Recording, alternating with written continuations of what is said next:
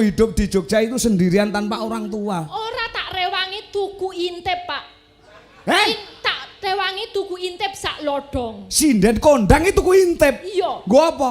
Lho nggo madang sesasi.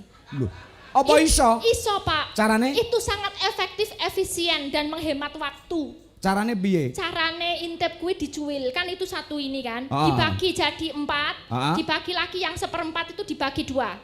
Nah yang 1/8 itu dipangan, terus kita langsung ngombe wedang panas, rodo anget, membo-membo, mondo-mondo. Mondo-mondo panas. Ya, langsung dimakan, engko dalam waktu 5 menit wis warek jero weteng.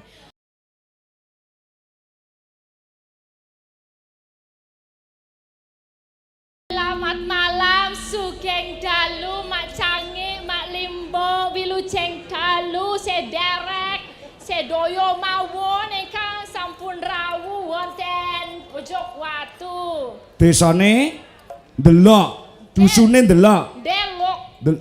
Apa? Ndelok. Delok lihat. Delok. Iya ndelok melihat, heeh. Ning iki jeneng desa, nama dusun. Pakai N juga, N delok. Ndelok. Delok. Jane tulisane ngur delok. Ning wong Jawa kuwi biasane nek anu iki ngarepe digawe N, dadi ndelok.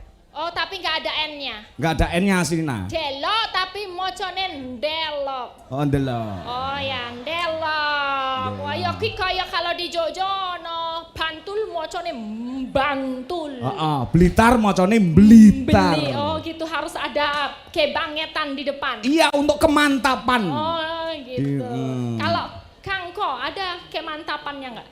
Nggak ada, kalau K itu depannya nggak ada. Oh, nggak mantep. Nggak mantep. Iya. Oke. Silakan untuk uluk salam kepada warga masyarakat di Dusun Delok, Desa Pojok Watu, Kecamatan Sambong. Sambong. Ndang omong cangkemmu omong ndang kaki. Saking kula pokoke saisone nggih sederek-sederek nggih. Kula ngaturaken Wilujeng Dalu katur sedoyo ingkang sampun rawuh kula pokoke sami wilujeng nggih Bapak Ibu sedoyo warga wonten baleni nek Delok wonten Delok inggih menika Pojok Watu. Pojok Watu, Kecamatan Sambong, Kabupaten Blora. Apa ya? Apa Blora? Blora bisa, Bloro bisa. Blora ya. Oke. Apa yang kamu ketahui tentang Blora? Aku iki wis. Iki sinden anu lo S3 lo kamu. Blora iku ya salah satu wilayah ning Jawa Tengah, tapi aku ya lagi ping pindho rene pisanan karo Pak Kangko acara mantenan. Oh, kae ning anu ya. Todanan. Nembe meniko. Tapi kula belum pernah sampai ke daerah-daerah lain, tapi pernah satu kali ketemu sama suku warga Sikep, sedulur Sikep. Itu juga ya. Sikep ora Sikep. Iya ya ngono wendek susi. Iya itu salah satu orang asli ya ning Blora sedulur Sikep. Terus sama dulur semuanya. Ketemu kalau waktu itu ada acara untuk leluhur di sana. Nah aku ketemu kali piyayi sedulur Sikep itu. Piyayi sedulur Sikep piye? Aku seneng soalnya mereka itu kan memang menyukai alam. Jadi mereka emang orang menerima teknologi banyak-banyak cukup untuk komunikasi. Tapi luwih akeh omahe juga sederhana lan akeh sing tandur. Mula ya diparingi aku seneng tak dongakno warga Blora dhewe mesti diparingi tanduran ingkang sae, paringi panen ingkang sae. Sing do dagang ya paringi apa keuntungannya apa? Bati sing oke. Sing do paringi pekerjaan ya paringi munggah pangkate. Terus sing dongake sapa neh? Ibu-ibu dongake meteng sedoyo. Meteng ora meteng. Meteng kok meteng. Boten nggih. Pokoknya sing dereng kagungan jodoh nggih paringi jodoh. Ingkang baku nek bersih dusun niku nggih saene nggih gelar wayang nggih Pak Kangko. Adat hiburan rakyat. Adat hiburan rakyat yang harus dilestarikan. Betul. Kalau orang Blora itu sangat mencintai alam dan mencintai budaya. Dadi ora komplit nek bersih desa orang gelar wayang. Betul. Wayang juga sing mempersatukan orang-orang beda-beda pilihane tapi kabeh sayuk rukun, gotong royong, grunggong kimpul dinggo gelar wayang, dinggo tirakat, dinggo ngrejekeni kabeh wargane. Wis dongane kuwi. Ya jos sinden cerdas encer gondas. Ora patiyo lho, Pak. Ora pati. Sik ngisor sik. Lambemu. Inggih pokoke soal. Saora-orane kamu kan sinden intelektual. Intelek opo? Telek iku ki sejenis kotoran nek basa Jawa. In kuwi di dalam, berarti ning jero isine regetan. Kuwi jenenge intelek. Lambemu. Jare Pak Seno ki apa? Lek teleke putih ngopo? Teleke putih. Lek pitik. Nek telek putih kuwi artine masuk anjing. Masuk apa? Masuk anjing. Apa? Masuk angin kok masuk anjing. Anjing nyongkot cengelmu kuwi ora. Ya rasane nesu-nesu. Sabar, tenang ya. Tenang. Iya. Saya sudah ada di sini, Pak. Saya sudah di sini, aman, Pak ya. Kowe remen, Pak. Niki saged gelar Pak Rasim ingkang pundi to, Pak Rasim? Pak Rasim berdiri, Pak. Pak Rasim. Siap, Pak Rasim kalau enggak gelar wayang rugi dong ya. Sing rugi sapa? Ya, Sing rugi sapa? Wargane sing rugi. Ora awake dhewe to? Ora, adewe ya rugi. Lagi sepi-sepine Pak panjenengan kalau enggak nguripi kita, wah panjenengan itu emang luar biasa. Iki nek ra mergo Pak Rasim ya ora tanggapan. Lah aku juga seminggu mung sepisan, kadang sesasi pisan iki khusus pemilu iki nek ra Pak Rasim ra payu aku. Mesake men. Tenan aku matur mongko kowe iki urip Pak Rasim. Kamu ger. Oh alah Pak Rasim kaya dadak nekane sinden pedhot. Intip kok dimangan ning jero weteng Pak. Ya ngono kan men syukuri mbangane bagian nggon ngisor dhewe kuwi nggon magic chair biasane diguang tak openi to. Tangga-tanggaku biasane do, Bu, duwe intipan boten? Kula betone mawon. Bu, duwe intipan boten? Kula betone mawon. Lah wis saiki urusane karek mepe. Ya, di mepe, terus habis itu digoreng, dikasih uyah sama bawang, terus di peme lagi, terus tinggal digoreng enak. Oh iya. Tuh, kekuatan intip. Kuwi ngirep Pak intip itu, wis rasa bayar. Aku penasaran karo intipmu. Apa? Intipmu, kapan-kapan aku tak nang Yojo mangan intip. Intip rodo ireng. Aku seneng intip sing ireng. Itu agak gosong. Iya. Ya, itu agak pahit-pahit. Itu sensasi makan intip. Iku nemu ning Jawa sih mungkin. Walike ki rada ireng kok ya pancen. Iya, berarti intipmu ya ireng ngono kuwi ya? Hah? Intipmu ya ireng ngono kuwi. Iya, ya emang sengaja tak bikin hitam. Nek putih enggak enak. Enggak enak ya, enak. Enak yang ireng itu, yang agak pahit-pahit itu. Oh iya. Beneng jenengan belum pernah rasain toh? Heeh. Belum pernah ngerasain. Urung tahu ngrasane, kan panganan modern. Oh. Apa? Panganan modern apa ngerti basa modern? Lho, steak. Steak. Terus apa meneh? Hamburger. Nah, kuwi lho aku. Kene ngono ya ora reti, ngono gayane kok. Sok basa Inggris, sok mangan-mangan sing basa kono-kono. Apa kae jenenge? Pitik digorenge jenenge apa? Pitik. Fried chicken. Kok diarani fried chicken iki sebab apa? Fried itu goreng. Chicken iki kering. Chicken itu pitik. Tadi pitik garing ya kuwi fried chicken. Kuwi jane lak padha karo ayam goreng to. Ning nek bareng dijenengke Inggris kok regane dadi larang iki sebabe apa? Lah kuwi sing parah iku. Iki penting lho, iki pelajaran masyarakat. Ngono do seneng banget tuku fried chicken sing regane 50.000 ya. Aku ra seneng. Mangan panganan Indonesia. Depok iki nggon jerone saiki iso nggo obat. Depok jerone nggo obat. Kuwi nggo digawe keripik, sekarang jadi teknologi jadi obat. Terus itu apa godong gedang itu diimpor. Sekarang jadi mahal itu. Orang yang mau merespon itu nanti sugih kayak gitu. Dadi wong kono, wong luar negeri, kuwi malah senenge mencari barang-barang Indonesia. Kambil. Tahu kambil? Kambil apa? Alah, kokonat, kelopo. Oh, kelopo ya. Kelopo. Lek muni kambil. Lek muni kambil aku ngerti, kambil. Ya itu kambil itu. Sekarang itu airnya itu diwadahi dijual mahal di luar negeri. Oh gitu. Kates itu murah meriah pepaya itu loh. Pepaya kok pepaya. Itu murah meriah tapi menyehatkan. Orang luar negeri juga suka. Banana itu. Banana.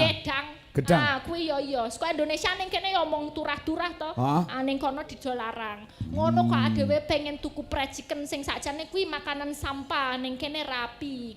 Yo mending ade ngopeni barang-barang awak dhewe dadi cintailah barang-barang dalam negeri. Produk-produk dalam negeri itu penting. Termasuk itu kebanggaan untuk petani-petani kita. Iya.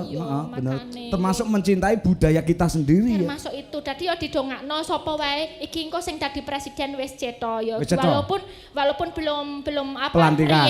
Real tapi juga sekarang udah kelihatan siapa yang akan jadi presiden. Jadi wis sapa wae sing dadi presidene wingi beda pilihane sing penting ada rukun golek gawean sing bener entuk duit ya dhewe ngayem tentrem ke awak dhewe. Nah didongake presiden awak dhewe sesuk iso membuat kita makmur. Kuwi sing penting. Dikasih percayaan awak dhewe ndongakne. Cara wong perang senopati ya termasuk Mbah Rasim. Mbah Rasim mbok minggah panggung. Mbah niki Mbah. Ayo Mbah. Boten. Saestu. Aduh nggih. Kula sik mriko mawon nggih. Mbok menawi wonten pamundutan Mbah Rasim, suka lagu apa? Monggo, bebas. Wah, Esa. Piyayi nek luar biasa wis duit le nglunasi gek kapan? Sebabe apa? Kok Mbah Rasim ora wani munggah? Kenapa? Wedi karo bojone. Ngono lah. Aman Mbah Rasim. Kula boten grobot. Piyayine gagah somben Mbah Rasim wis ngendika. Somben nalika omahe daleme wis daleme urung? Dereng kula langsung ke sini. Lajengan injek. Neng daleme kan setengah dadi. Sok nek dadi iki pekasane arep wayangan meneh. Luar biasa ta. Amin didongakaken kok men saka iki rezekine nambah Mbak. Mula aku mau bingung neng omahe Mbak Rasim sing setengah dadi mau aku mlebu kamar mandi mlebu nggon kolah iki. Wis ana lawange durung. Ya wis enek lawange ning Ciduwe ora eneng nggon anu ki. Dadi bingung lek ku nyentor. Jebule nganggo shower. Oh, lah ya zaman saiki kok. Nek nganggo shower le arep nek misal lagi beol gimana caranya? Bisa. Aku bingung mau ya. Aku bingung. Ngomong ke apa ini? Ya sing baku derek remen derek memuji panjenengan tirakatipun panjenengan pangajeng-ajengipun panjenengan sedaya saged badan. Lek mumune hati-hati. Pengajeng-ajeng ora pengaceng-aceng. Epi harapan itu loh pengajeng-ajeng. Ya sak karmu ya wis. Apa sih yang betul? Pengajeng-ajeng. Jeng karo jeng iki beda. Pengajeng-ajeng. Iya. Ya ke bawah kadang-kadang lupa, maaf ya Bu ya. Apa ya? Pokoknya harapannya syukur kasempatan. Bagaimana pendapat Anda tentang penonton yang hadir malam hari ini luar biasa ya? Aku ora nyongko ora nyono-nyono. Waduh omonganmu nganti nyoro. Aku lo parkirnya jauh banget tadi, tapi pas itu mobilnya dicedake ngene ngantek biak penonton. Sang dugi mriko ibu sakit ketinggal nggih Bu nggih. Bapak sing mriko nggih saged ketinggal nggih. Matur nuwun rawuhipun niki dugi mriko lho Pak. Iya bener. Kan kono kae lho. Teko iya kono kae. Alah. Remen pokoknya. Enggak sembarangan kalau wayang didatengin. Nah ini luar biasa Pak Kangko panjenengan berarti dalang yang hebat, banyak yang menyukai budaya wayang termasuk panjenengan sebagai dalangnya, penggelar lakonnya. Semoga langgeng anggenipun panjenengan gelar wayang disukai banyak orang. Amin. Kita ini satu kesatuan yang utuh. Nah, di sini bukan hanya powernya tidak hanya di dalang saja, tapi termasuk pengrawit, waranggono dan bintang tamu itu satu kesatuan yang tidak bisa dipisahkan. Luar biasa, ini memang keinginan masyarakat zaman sekarang. Mergane wis kesel Pak Kerjo wis kesel. Terus saiki yo nek iso apa sing penting iso ketemu bintang tamu ndelok wayang dadi hiburan nyanyi-nyanyi remen seneng kabeh. Niki sakniki maringi caos panglipur menika mbak menawi wonten pamundutan sampun kathah serat-serat ingkang minggah. Diwaca siki. Iki ora kelong to Pak? Kelong apa? Aman to? Duite? Ya ora ngerti mau nang kono kok. Lah iki mung duit tok iki. Cuman duit aja 100.000. Oh iki keselip. Ono diwaca. Maaf. Keselip. Assalamualaikum warahmatullahi wabarakatuh. Waalaikumsalam. Wilujeng dalu, Bapak Dwijo Kangko, kula Mbah Woto. Kula dipun beseni ibu-ibu. Juru masak. Ngapuri nyuwun agen gending kijing. Hah? Oh, miring. Oh. Kijing miring. Oh, kijing miring. Engkang nyekar Mbak Elisa matur nuwun. Wassalam nggih. Mbah Woto. Pundi Mbah Woto tasih lenggah nggih Mbah Woto? Wonten pingking paling nggih. Matur nuwun Mbah Woto. Dan matur nuwun buat yang menonton live streaming semuanya. Juga yang ada di YouTube. Di siapa sah? Yang ada di YouTube Dwi Laras Indonesia. Selamat malam dari segala macam penjuru dunia ya. Semoga menikmati wayangan malam hari ini. Yang ada di channel TikTok Dwijo asli. Dalang Kangko asli. Oh, Dalang Kangko asli ya. Muga-muga menikmati. Oke. Kowe munggah ki mau penonton di YouTube langsung tambah 5.500 pasang mata. Kowe nek tekan kene ditokok kene rasedeng. Rasedeng, rasedeng, heeh, rasedeng. Kene rasedeng. Wis matur iso ditonton via streaming matur nuwun. Aku mumpung kelingan. Apa? Tembung Jawa ki gesek sithik beda artine. Sedeng karo sedeng kuwi beda. Takono Mbah Rasim nek ora percaya. Mbah Rasim yang betul apa? Heeh. Ora cukup, ora sedeng. Ora sedeng. Nek sedeng ki selingkuh, lek sedeng ki muat.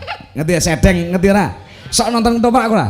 Yen ngono kuwi sedeng karo wong lanang liya. Ngerti ora? Oh iya ngerti, Sri Tanjung. Sri Tanjung kowe tumindak sedeng. Des ngono ya ngerti. Oh itu sedeng. Heeh, sedeng kuwi jenenge selingkuh. Koyo ngono kuwi. 5.500. Niki paringi bawah napa nggih? Anu sambel nganten. Sambung wanci dalu.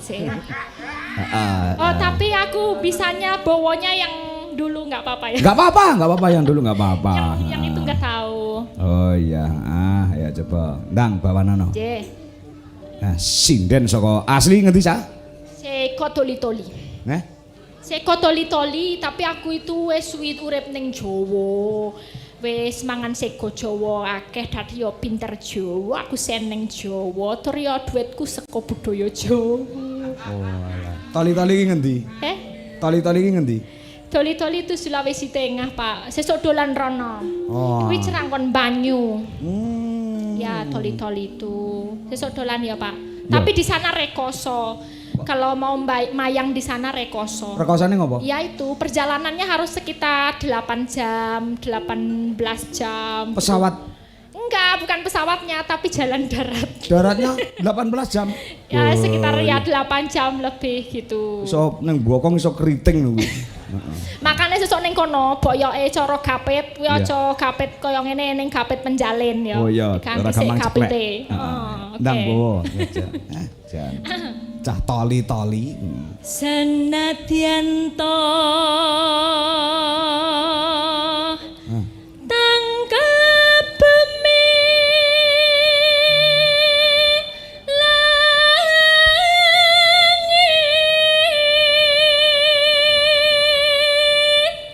ini juga ada permintaan. Waalaikumsalam. Sugeng dalu bujange nggih. Tepangan kula Pak Supar ya saking Ngadu.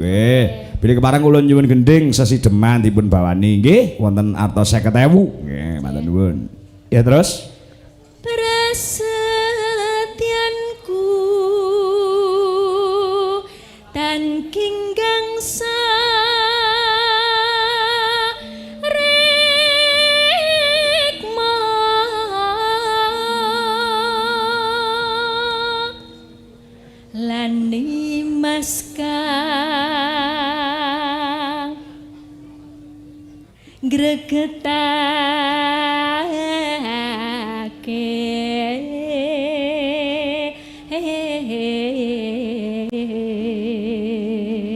Toli-toli ki Sumatera apa Sulawesi? Sulawesi, Pak. Itu pulau yang bentuknya K itu, Pak. Oh iya. Lho, bapak-bapak ibu-ibu sinden saka Sulawesi suarane kaya ngene. Tepuk tangan buat Mbak Elisa Orkarus Alaso. Matur nuwun. Sejatosipun niku mboten siapa dari mana, lahir di mana, aslinya siapa yang mau belajar. Nek cari wong Jawa, wong tekon teken bakale tekan. Omong apa iki? Omong apa? Aku wis serius lho, Pak. Tekon tekel bakal tekan. Wong tekun. Tekun. Kuwi bakal teken terus bakal tekan. Oh iya wis. Sakarepe cangkemmu wis. Tekun tuh tahu ya Indonesia ya ada tekun. Tekun. Kanti teken itu maksudnya pakai ini punya alat atau teken apa tonggak untuk kita berjalan, tongkat untuk berjalan. Nek wis mlaku sesok bakal tekan. Dadi sing penting sinaune. Nah kumpian yo dilalah sinau terus ketemu kalih dalang seno terus aku diopeni soalnya musakake rupa aku brindil, ireng, umbelen, ora kopen, terus kon nyinden. Kon nyinden. Oh alah. Yes, nyinden cocok timbang derep kok saya. Saiki wis glowing. Glowing. Timbang apa? Timbang derep. Yakti pengen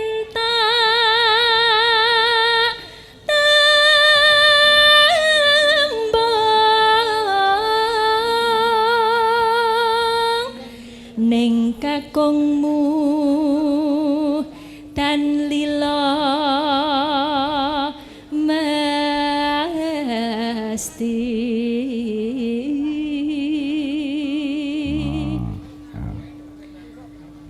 kandeking panggrahita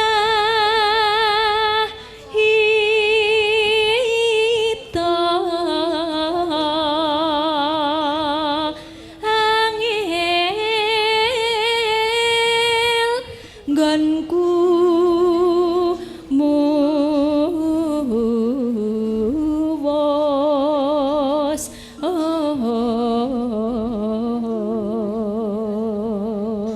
yen rino banget nglang karo genti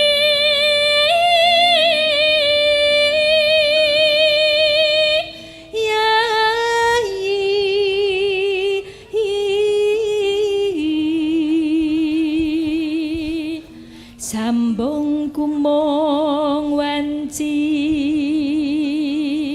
ratri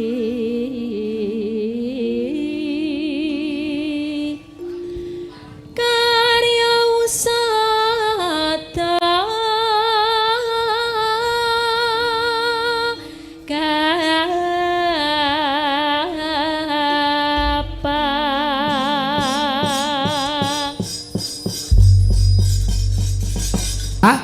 Ini sambung Wanci Dalu karya Ki Haji Syukuron Suwondo. Leres. Aransemennya digarap oleh konco-konco dengan garapan gamelan Bali. Oke, saya coba.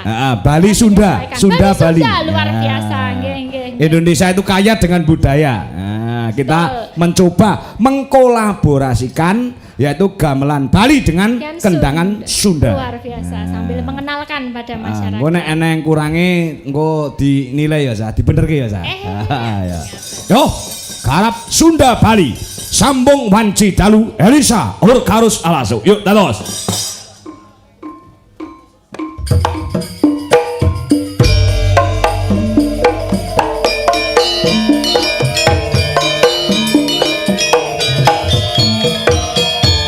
Mas Petekur dari Banyuwangi.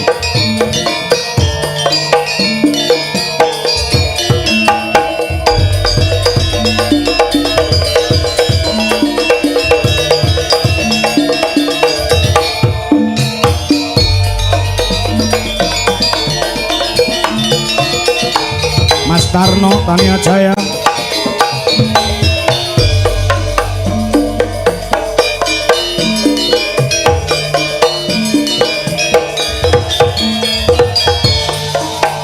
Ibu Ayu dari Australia, selamat berkamu.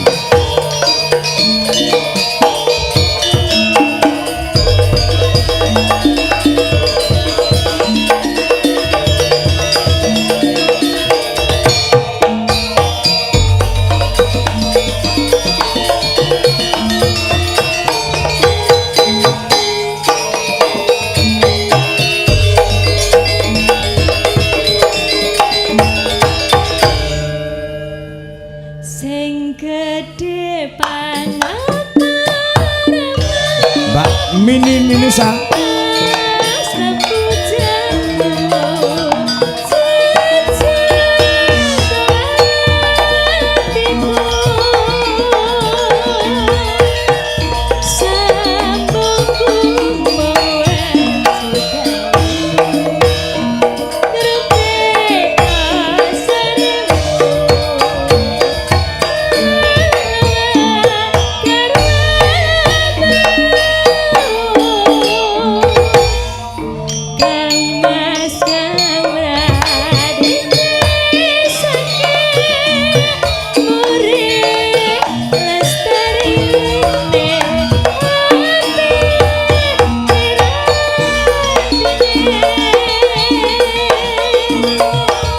Siap Bu Ayu, ditunggu.